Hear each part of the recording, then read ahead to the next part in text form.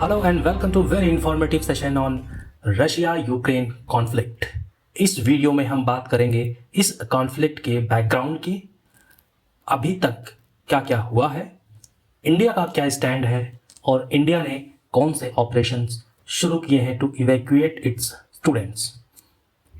So in this very informative video we will discuss some static portion कि bipolar world order क्या होता है, cold war क्या है, कब हुआ, नेटो जो बार बार न्यूज़ में आ रहा है कब बना, क्या काम है, और फिर यूएसएसआर का डिसइंटीग्रेशन क्यों हुआ जिससे यह 15 भागों में बट गया, और फिर अभी फिलहाल की जियोपॉलिटिक्स क्या है, इंडिया का इस पे स्टैंड क्या है, इंडियन गवर्नमेंट ने यूनाइटेड नेशंस में कौन सा स्टैंड लिया है, and finally we will talk about operation Ganga to जो प्रधानमंत्री श्री नरेंद्र मोदी ने शुरू किया है to evacuate Indian students who are studying medicine in Ukraine. So let's begin with very first, bipolar world order. Bipolar world order होता क्या है?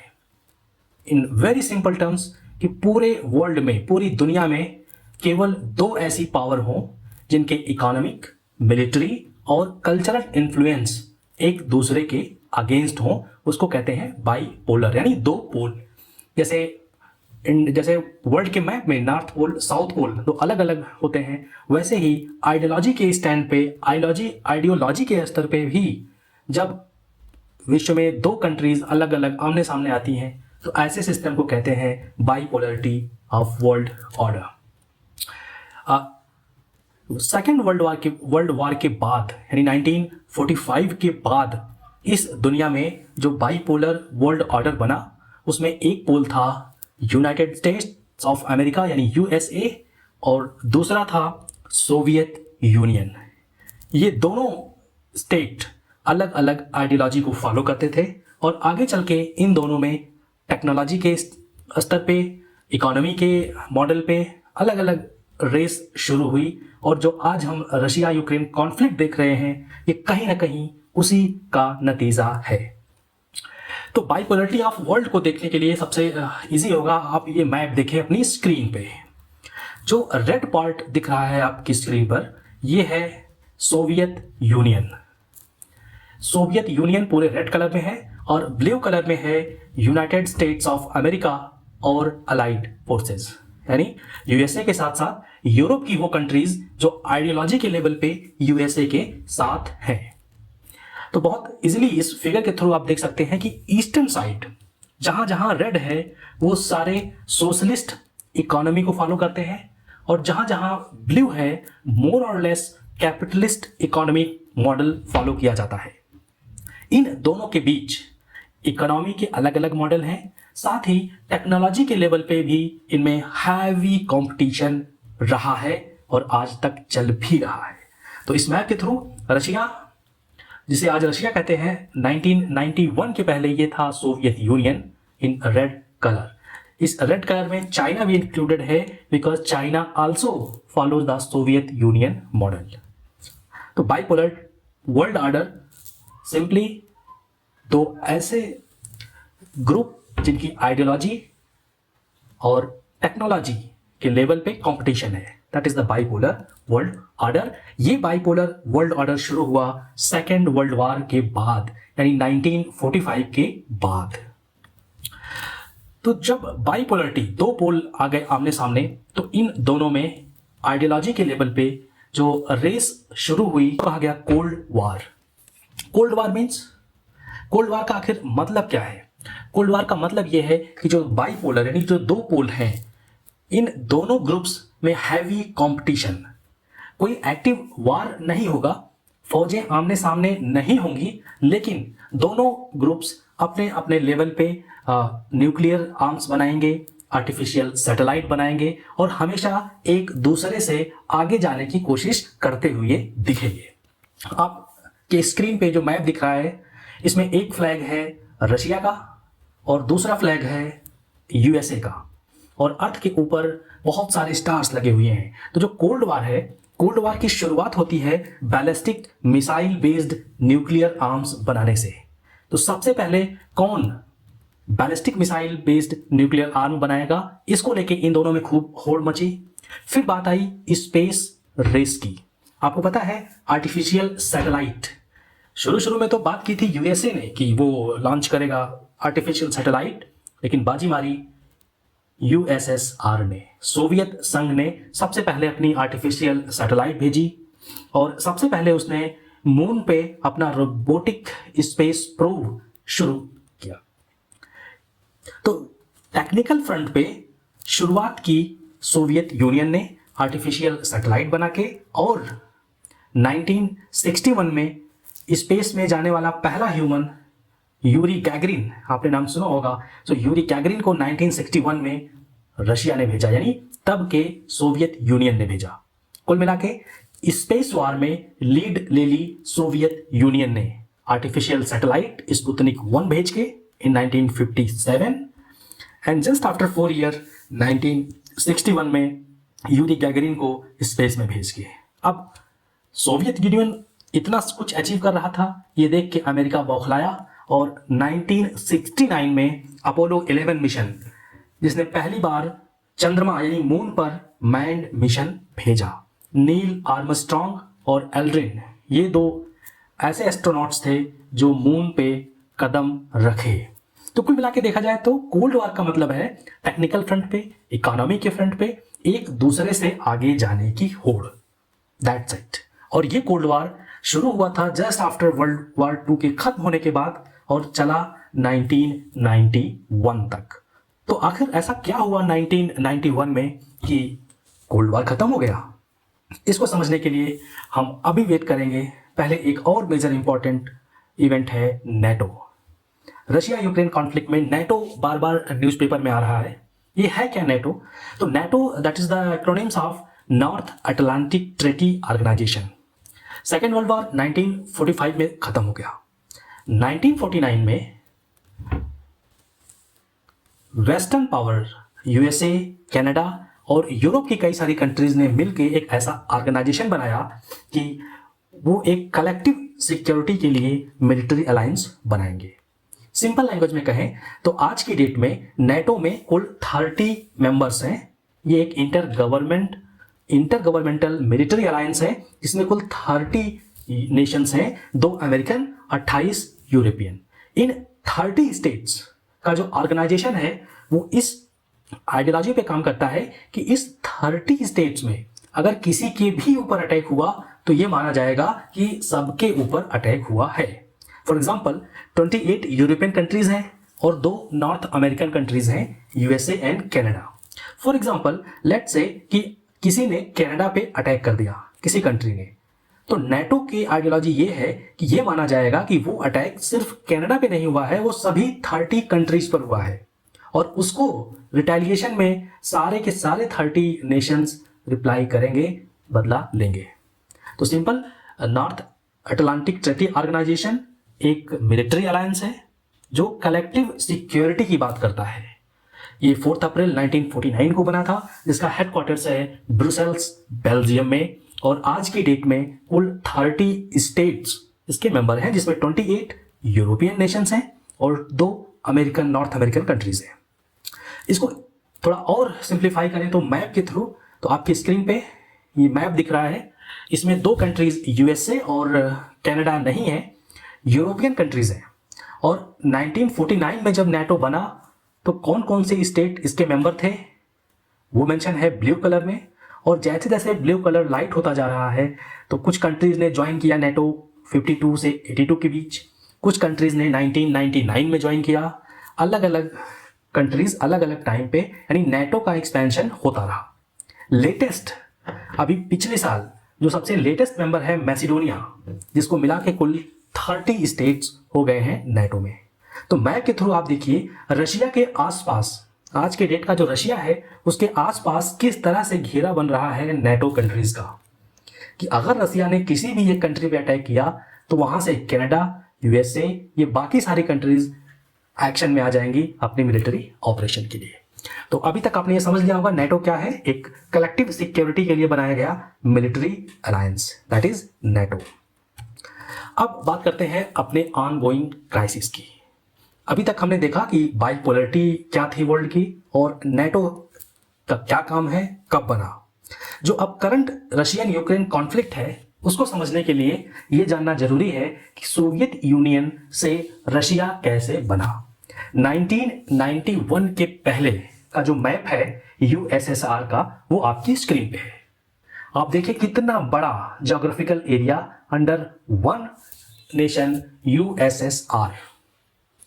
अब इतना बड़ा ज्योग्राफिकल एरिया है तो जाहिर सी बात है इसमें अलग अलग एथनिसिटी होगी, सेंट्रलाइज्ड गवर्नमेंट होगी। अब एक सेंट्रलाइज्ड गवर्नमेंट कैसे इतने बड़े एरिया के लोगों की एस्पिरेशंस फुलफिल कर पाएगी। ऊपर से सोशलिस्ट कंट्री जिसमें बहुत ही हार्ड ब्यूरोक्रेसी है।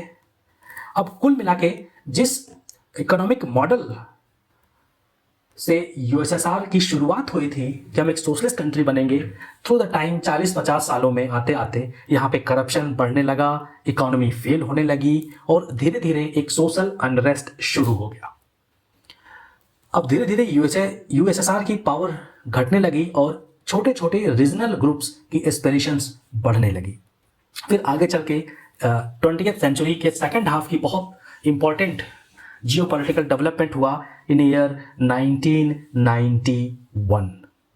1991 में क्रिसमस की रात को प्रेसिडेंट ने डिसइंटीग्रेशन ऑफ यूएसएसआर को अप्रूव कर दिया और रेजिग्नेशन भी दे दिया। तो आप ध्यान से देखिए, आपकी स्क्रीन पे जो मैप है ये यूएसएसआर का मैप है और जब ये 15 पार्ट्स में डिवाइड हो गया तो फिर कैसा हुआ। आपकी स्क्रीन पे जो मैप है देखिए वही यूएसएसआर है। अब ईस्टर्न पार्ट तो इंटैक्ट रहा, काफ़ी बड़ा ईस्टर्न पार्ट है, बट वेस्टर्न साइड में आप देखिए Estonia, Latvia, Lithuania, Belarus, Moldova, Ukraine को आप ध्यान से देखिए कहाँ पे इसकी लोकेशन है और उसके नीचे जॉर्जिया, अर्मेनिया, अजरबैजान। तो इस तरह से कुल 15 इंडिपेंडेंट कंट्रीज में रशिया डिवाइड हो गया। ईस्टर्न पार्ट इंटैक्ट रहा, साइबेरिया के आसपास का रीजन, बट वेस्टर्न पार्ट में जो यूरोप के पार्ट है, स्क्रीन पे अगर आप ध्यान से आप देखें तो आप पाएंगे यहाँ पे देखिए यूराल माउंटेन है। यूराल माउंटेन के राइट साइड का पार्ट एशिया में आता है और यूराल माउंटेन के वेस्ट वाला पार्ट यूरोप कॉन्टिनेंट का पार्ट है। तो मोस्टली जो छोटे छोटे स्टेट्स बने आफ्टर डिसइंटीग्रेशन ऑफ यूएसएसआर वो यूरोपियन कंट्रीज के आसपास के थे और यूक्रेन बिल्कुल वेस्टर्न साइड में है, यानी पूरी तरह से यूरोप का पार्ट है यूक्रेन के मैप को थोड़ा सा हम इनलार्ज करेंगे और फिर आपको समझाएंगे कि करंट कॉन्फ्लिक्ट कब कैसे शुरू हुई और उसके क्या रीजन है। अब देखिए यूक्रेन का मैप आपकी स्क्रीन पे है। यूक्रेन के राइट साइड रशिया है और लेफ्ट साइड यूरोपियन कंट्रीज हैं लाइक पोलैंड, बेलारूस, ये सारी कंट्रीज हैं। यूक्रेन के मैप के नीचे यहाँ पे देखिए क्रीमिया, एक पेनिनसुला दिख रहा है, क्रीमिया पेनिनसुला। तो इन ईयर 2014, आज से करीब 7-8 साल पहले रशिया ने मिलिट्री एक्सरसाइज के थ्रू क्रीमिया को अपने में मिला लिया। दैट मीन्स क्रीमिया की इंडिपेंडेंस यूक्रेन के साथ ना रह के अटैक के थ्रू रशिया ने क्रीमिया को अपने में मिला लिया। ठीक है, ये बात है 2014 की। फिर 2014 ऑनवर्ड्स यूक्रेन जो इतना बड़ा कंट्री है इसका आइडियोलॉजिकल अलायंस नेटो की तरफ होने लगा। दैट मीन्स यूक्रेन के जो प्रेसिडेंट हैं व्लादिमीर जेलेंस्की, जो कि पहले कॉमेडियन थे, फिर गवर्नमेंट में आए और लोगों ने उनको इलेक्ट किया है, now he is president of Ukraine. तो जेलेंस्की ने कई बार अपने स्पीचेस के थ्रू, अपनी आइडियोलॉजी के थ्रू ये दिखाया कि वो नेटो के मेंबर बन सकते हैं। नेटो ने रही सही कसर पूरी कर दी कि जब नेटो ने यह कहा कि हम इनको एक ऑब्जर्वर स्टेट का दर्जा दे रहे हैं, एस्पायरिंग मेंबर। तो आज की डेट में Ukraine is aspiring member of NATO. ये बात रशिया को, स्पेशली पुतिन को अच्छी नहीं लगी। पुतिन ने सोचा अगर यूक्रेन नेटो में शामिल हो जाता है तो नेटो फोर्सेस अपने मिसाइल, अपने आर्म्स यूक्रेन में मिलिट्री बेस बनाएंगे और रशिया के कई सारे डेवलप्ड सिटी उसकी जद में आ जाएंगे। तो पुतिन को यह बात अच्छी नहीं लगी कि यूक्रेन नेटो में शामिल हो रहा है और इसीलिए उन्होंने शुरू किया एक मिलिट्री ऑपरेशन। डिप्लोमेटिकली आपको यहां पे समझना पड़ेगा कि इंटरनेशनल पॉलिटिक्स में डिप्लोमेसी किस तरह से काम करती है। पुतिन ने सबसे पहले लुसांग और डोनेस्क, ये दो आपकी स्क्रीन पे छोटे छोटे ईस्टर्न साइड में दिख रहे हैं कंट्री, ईस्टर्न साइड में जो ये डोनेस्क और लुसांग दिख रहा है, यहाँ पे कई सारे ऐसे ग्रुप एक्टिव थे जो अपने इंडिपेंडेंट की मांग कर रहे थे। तो सबसे पहले रशिया ने इन दोनों को अलग स्टेट की मान्यता दे दी कि डोनेस्क और लुसांग एक इंडिपेंडेंट नेशन है, उनकी हम मान्यता देते हैं। और फिर यूक्रेन में अपना मिलिट्री ऑपरेशन शुरू किया। मिलिट्री ऑपरेशन है, ये वार नहीं है। वर्ल्ड मीडिया किस तरह से इसको कवर कर रहा है हम अगली स्लाइड में देखेंगे। अगली स्लाइड है, रशिया से says goal of military operation in Ukraine is to stop war. US calls it flat out lie. Flat out lie का मतलब होता है सफेद झूठ। तो रशिया ने कभी ये नहीं कहा कि हम वार कर रहे हैं, हम युद्ध कर रहे हैं, ये रशिया नहीं कर रहा है। Diplomatically Russia is using word military operation. हम एक मिलिट्री ऑपरेशन कर रहे हैं ताकि यूक्रेन में वार ना हो, stop war in Ukraine. That means Russia का अपना वर्जन ये है कि यूक्रेन के कुछ लोग इंडिपेंडेंस चाहते हैं, यूक्रेन के कुछ लोग चाहते हैं कि वो नेटो में शामिल ना हो, जबकि यूक्रेन के ही प्रेसिडेंट नेटो में शामिल होने जा रहे हैं। तो कुल मिला के रशिया ये कह रहा है कि यूक्रेन की लीडरशिप और यूक्रेन का कॉमन मैन, इन दोनों में कॉन्फ्लिक्ट है, एक वॉर टाइप सिचुएशन है, और हम एक मिलिट्री ऑपरेशन के थ्रू वहां पे पीस एस्टैब्लिश करेंगे। तो it's not a war, it's an military operation bye Russia. और यूएसए जो कि नेटो का मेंबर है, वो कह रहा है it is a flat out lie, या एक सफेद झूठ है। आगे देखते हैं मीडिया की कवरेज क्या है। Don't call Ukraine invasion a war, Russia tells media schools.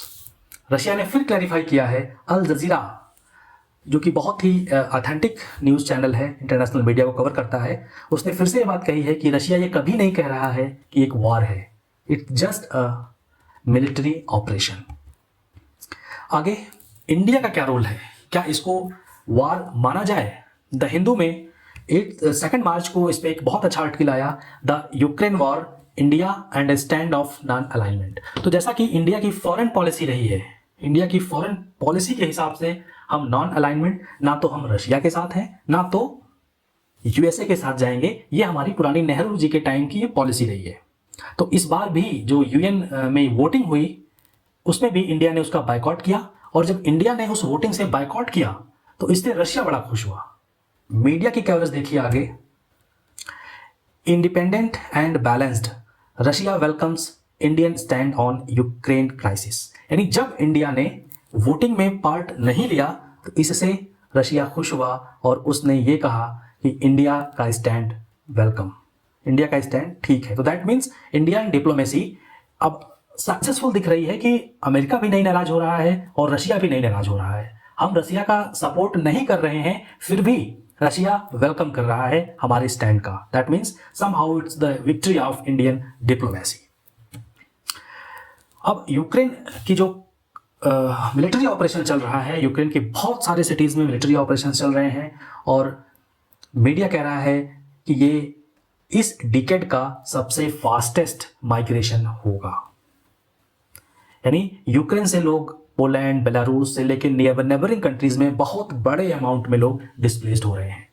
ये बहुत बड़ी क्राइसिस है। वॉर तो महीने 2 महीने में ख़त्म हो जाएगा, बट जो क्राइसिस है, जो ह्यूमैनिटेरियन क्राइसिस है, शायद ये फुलफिल नहीं हो पाएगा, इतनी बड़ी क्राइसिस है। इसके साथ इंडिया का भी इंटरेस्ट है। यहाँ पे इंडिया का इंटरेस्ट ये है कि बहुत सारे इंडियन स्टूडेंट्स यूक्रेन में स्टडी के लिए जाते हैं फॉर हायर स्टडीज़। कुछ रिपोर्ट्स कहती हैं कि दीज नंबर्स आर अराउंड 28,000, यानी आज की डेट में 28,000 स्टूडेंट्स इनरोल्ड हैं यूक्रेन की वेरियस यूनिवर्सिटीज़ में। And is this war like situation, उन स्टूडेंट्स के फैमिली वालों को परेशानी है, टेंशन है कि अब आगे क्या होगा। इसके लिए गवर्नमेंट ऑफ इंडिया ने शुरू किया है ऑपरेशन गंगा। ऑपरेशन गंगा एक ऑनगोइंग ऑपरेशन है, अभी भी चल रहा है, कि इंडियन स्टूडेंट्स को कैसे हम सेफली इवैक्यूएट करें और इंडिया में सेफली लेके आए। तो एग्जामिनेशन के लिए बहुत इंपॉर्टेंट है ऑपरेशन गंगा। जो रशियन इन्वेजन के रिस्पॉन्स में गवर्नमेंट ऑफ इंडिया ने शुरू किया है। इसके लिए आप स्लाइड देख सकते हैं। 28 फरवरी को यह डिसाइड किया गया कि हमारे 4 कैबिनेट मिनिस्टर्स जो अलग अलग कंट्रीज में जाएंगे और यूक्रेन से लोगों को सेफली इवैक्यूएट करा के इंडिया ले आएंगे। आप देखिए राइट साइड से mister Kiran Rijiju, VK Singh, general VK Singh, Hardeep Puri and Jyotiraditya Scindia, 4 cabinet ministers को हमारी गवर्नमेंट ने भेजा है। वो जाएंगे और वहाँ से इवैक्यूएशन प्रोसेस को स्मूथली एग्जीक्यूट करेंगे। और लेटेस्ट न्यूज़ ये है कि 16,000 Indians are back because of operation Ganga, जो 28 फरवरी को शुरू हुई थी एंड 6 मार्च तक का जो डेटा है वो कह रहा है close to 16,000 Indians are back. That is the huge and successful evacuation. Times of India के न्यूज़ है। और टोटल मिला दिया जाए दैट मीन्स ऑपरेशन गंगा से पहले के जो आए हैं दैट इज 21,000 इंडियंस जो यूक्रेन में थे सक्सेसफुली इंडिया आ चुके हैं। तो अभी ये है पूरा बैकग्राउंड यूक्रेनियन क्राइसिस का, और होप आगे जो भी डेवलपमेंट होगा आपको मिलता रहेगा। Thank you so much for watching.